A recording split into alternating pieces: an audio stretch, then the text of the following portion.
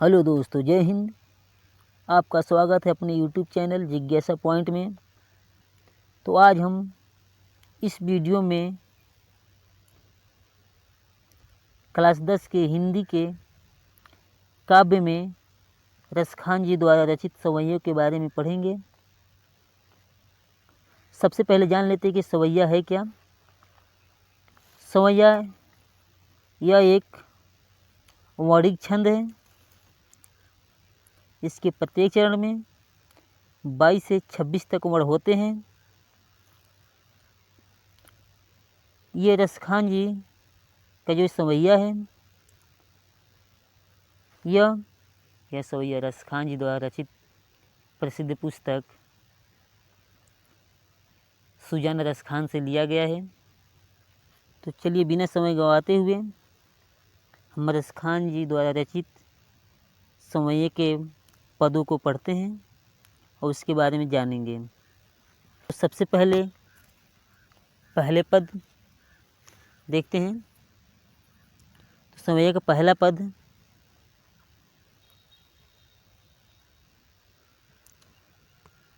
मानुष हो तो वही रस खानी, बसो ब्रज गोकुल गाँव के ग्वारन। जो पशु हो तो कहाँ बस मेरो, चरो नित नंद की धेनु माझारन। पाहन हो तो वही गिरी को, जो धरियो कर छत्र पुरंदर धारन। जो खग हो तो बसेरो करो, मिली कलिंदी कुल कदम्बन की डारन। बहुत ही सुंदर ये पद है रसखान जी द्वारा रचित। इस पद का संदर्भ जान लेते हैं। तो इसका संदर्भ होगा, प्रस्तुत पद्यांश रसखान जी द्वारा रचित सुजान रसखान से हमारी पाठ्य पुस्तक हिंदी के काव्य खंड में संकलित सवैया शीर्षक से अवतरित है। और इसका प्रसंग, जैसे हमने कि इस पद में रसखान जी पूर्व जन्म में विश्वास व्यक्त किया है और अगले जन्म में श्री कृष्ण जन्मभूमि ब्रज में जन्म लेने एवं उनके समीप ही रहने की कामना की है। तो आइए व्याख्या देख लेते हैं इसका।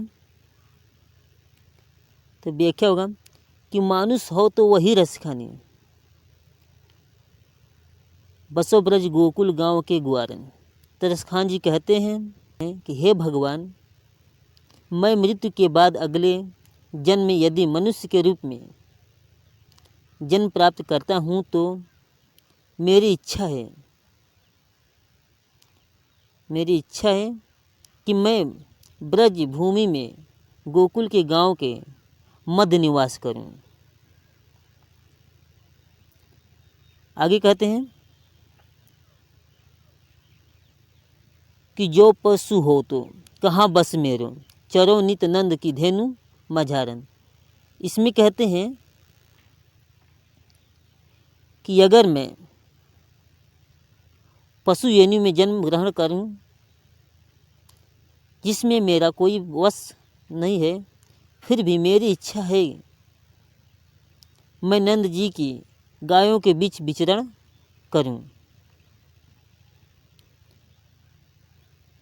आगे कहते हैं कि पाहन हो तो वही गिरी को, पाहन मतलब पत्थर, कहते हैं पाहन हो तो वही गिरी को, गिरी मतलब पर्वत, कहते पाहन हो तो वही गिरी को जो धरियो कर छत्र पुरंदर, जो धारण किए थे, कर मतलब हाथों पर, जिसको आपने धारण किए थे, छत्र पुरंदर धारण, छत्र के समान पुरंदर धारण, जिस समय इंद्रदेव ने मूसलाधारी बारिश किया था। पुरंदर मतलब इंद्रदेव धारण किए थे, उनके घनघोर वर्षा के कारण तो इस पूरी लाइन का हो जाएगा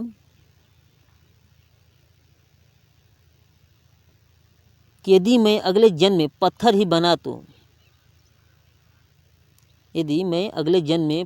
बना तो भी मेरी इच्छा है कि मैं उसी गोवर्धन पर्वत का पत्थर बनूं, जिसे आपने इंद्र का घमंड चूर करने के लिए अपनी अंगुली पर छाते के समान उठा लिया था।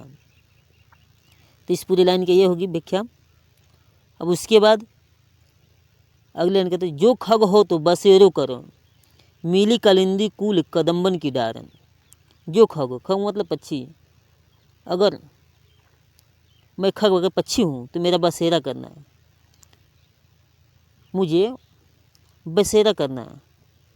कहाँ पर? तो मिली कलिंदी मतलब यमुना नदी के तट, कुल मतलब किनारा, और उसके किनारे जो कदम के वृक्ष है उसकी डार पे। तो इस पूरी लाइन का हो जाएगा,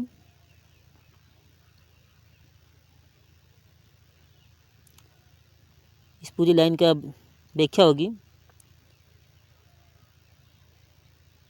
यदि पक्षी योनि में जन्म पड़े तो भी मेरी इच्छा है कि मैं यमुना नदी के किनारे स्थित कदम वृक्ष की शाखा पर ही निवास करूं। तो इस तरह आपका पहला पद पूर्ण होता है। इस पद में जो भाषा है वो ब्रज है, और शैली मुक्तक है, और रस शांत एवं भक्ति रस है, छंद सवैया, अलंकार अनुप्रास अलंकार।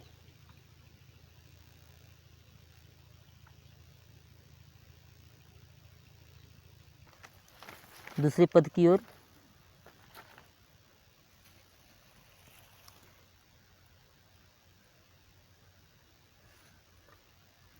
तो दूसरा पद है, आजू गई हूती भोरे ही हो, रस खाने रही वही नंद के भो नहीं। वाको जियो जुग लाख करो, जसमती को सुख जात कहयो नहीं। तेल लगाई के अंजन, भवें बनाई ढिठौ नहीं। डारी हमेल निहारत वारत जो चुचिकारत छौ नहीं। जिस प्रकार पहले पद का संदर्भ हमने लिखा, उसी प्रकार दूसरे पद का संदर्भ होगा।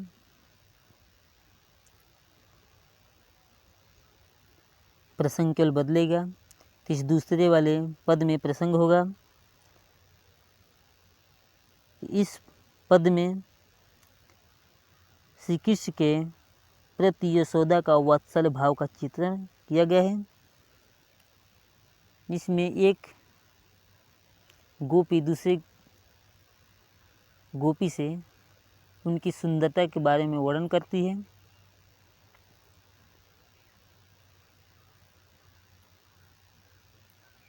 और यशोदा जी के वात्सल्य रस को बताती है।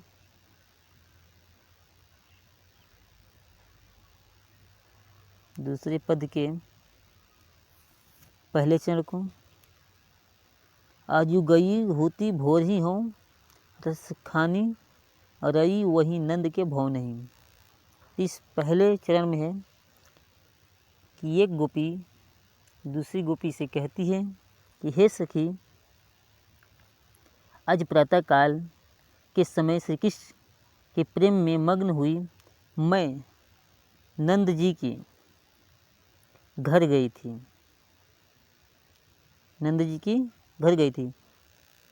भोर ही मतलब प्रातःकाल ही, और नंद के भव नहीं मतलब नंद जी के घर। आगे कहते हैं रसखान जी कि गोपी कहती है अपनी सखी से कि वाको जियो जुग लाख करो, यशोमती को सुख जात कहो नहीं। वो कहती कि यशोदा माता के सुखों के बारे में वर्णन करना जितना भी किया जाए उतना ही कम है, उनके सुख के बारे में कहा नहीं जाता। और कहती है कि वाको जियो, वो जिए। श्री कृष्ण भगवान कहती है कि वो जिए लाखों करोड़ों वर्ष तक, लाखों करोड़ों युगों तक, वर्षों तक जीवित रहे। और कहती है कि यशोमती का जो यशोदा माता जी हैं, उनके सुख के बारे में कुछ कहते नहीं बनता। उनको सुख इतनी प्राप्ति हो रही कि अवर्णनीय है, उनके सुख को वर्णन किया नहीं जा सकता। आगे कहती है कि तेल लगाई लगाई के अंजन, भावे बनाए बनाए डिठौ नहीं। कहती अंजन अंगों पे तेल लगा लगा कर वो मालिश करती हैं और भावें उनके भावों को संवारती हैं और ढिढन उनके माथे पे, उनके मस्तक पे क्या करती है कि टीका लगाती हैं। कौन लगाती हैं? तो यशोदा माता जी। तो कहती है कि वो अपने पुत्र का श्रृंगार कर रही थी। वे श्री कृष्ण के शरीर में तेल लगा लगा कर आँखों में काजल लगा रही थी। उन्होंने उनकी सुंदर सी भाव में संवार कर बुरी नज़र से बचने के लिए माथे पर टीका लगा दिया था, मतलब ठिठौनी में टीका लगा दिया था। अब अगली जो चरण है, चौथी चरण, दूसरे पद की, कहती है गोपी कि डारिल हमेल निहार निहारत, वारत ज्यों चुचकारत छौ नहीं।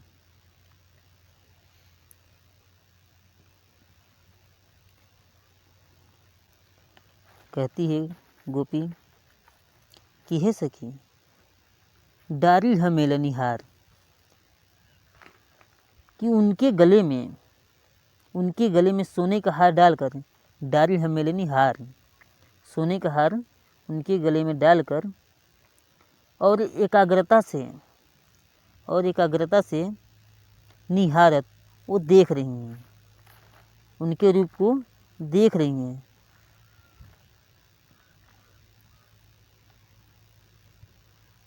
और वारत ज्यों चुचकारत छौ नहीं, और प्रेमवश में बार बार उनको, बाबा श्री कृष्ण भगवान को पुचकार कर बुला रही हैं। मतलब चुचकारते हुए, मतलब छोटे बच्चों को बुलाते चुचकार कर, तो चुचकारते उनको बुलाती हैं। ये हो गया दूसरे पद का वर्णन। अब आगे देखते हैं। तो जो दूसरा पद है, इसके काव्य सौंदर्य के बारे में जान लेते हैं। तो दूसरे पद के काव्य सौंदर्य होगा कि रस, जो रस है वात्सल्य होगा, भाषा ब्रज होगा, छंद तो सवैया ही है, अलंकार यमक और अनुप्रास अलंकार दोनों इसमें सम्मिलित हैं। तीसरा पद, धूरी भरे अति शोभित श्याम जू, तैसी बनी सिर सुंदर चोटी, खेलते खाते फिरे अंगना, पैगे पैजनी बाजती पीरी क छोटी, वा छवि को रस खाने बिलोकती, वारती काम कला निधि कोटी, काग के भाग बड़े सजनी, हरी हाथ से ले गयो माखन रोटी।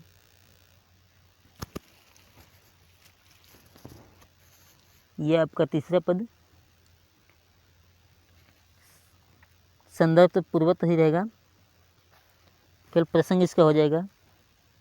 तो प्रसंग रहेगा, कभी बालक श्री कृष्ण के मोहक रूप का चित्रण किया गया है।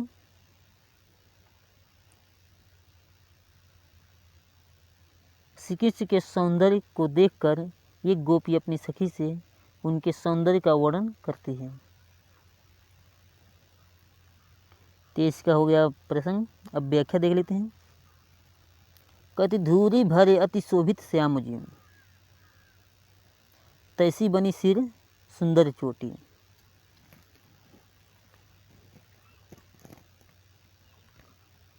कबीर रसखान जी कहते हैं कि एक गोपी श्री कृष्ण के सौंदर्य के बारे में वर्णन करती है और कहती है, हे सखी, श्याम रंग के श्री कृष्ण धूल से धूसरित और अत्यधिक शोभामय हो रहे हैं। कहती है, हे सखी, श्याम रंग के श्री कृष्ण धूल से धूसरित हैं और अत्यधिक शोभामान हो रहे हैं। वैसे ही उनके सिर पर सुंदर चोटी है। वैसे उनके सिर पर सुंदर चोटी है।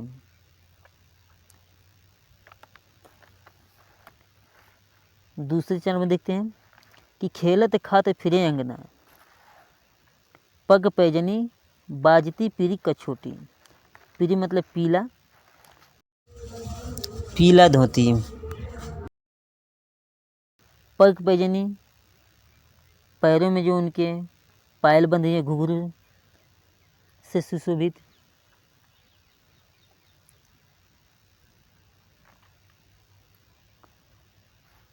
तो कहती है दूसरी लाइन में गोपी कहती है कि खेलत खात फिरे अंगना, पग पैजनी बाजती पीरी कछोटी। व्याख्या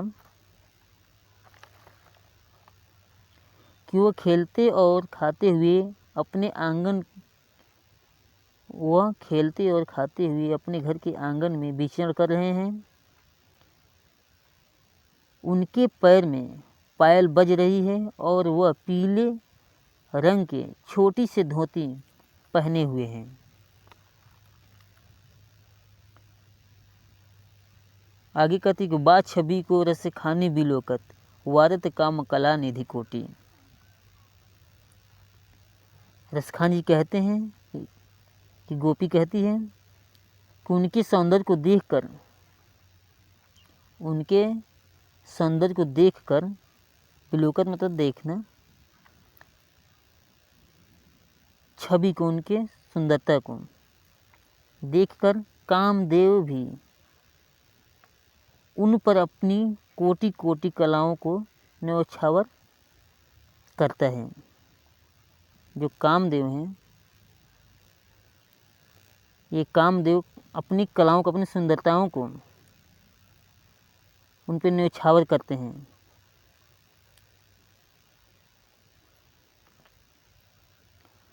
आगे कहती है गोपी कि काग के भाग बड़े सजनी, हरे हाथ सो ले गयो माखन रोटी। कहती कौवे के भी भाग क्या हो।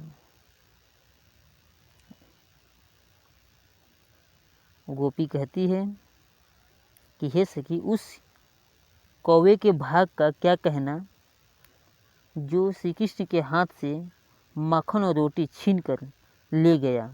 वह धन्य है, वो कौवा भी धन्य है जिसने श्री कृष्ण भगवान के हाथों से माखन और रोटी छीन कर लेकर चला गया। का इस पद्य का काव्य सौंदर्य होगा भाषा ब्रज, रस वात्सल्य तथा भक्ति है, छंद सवैया तथा अलंकार अनुप्रास अलंकार होगा।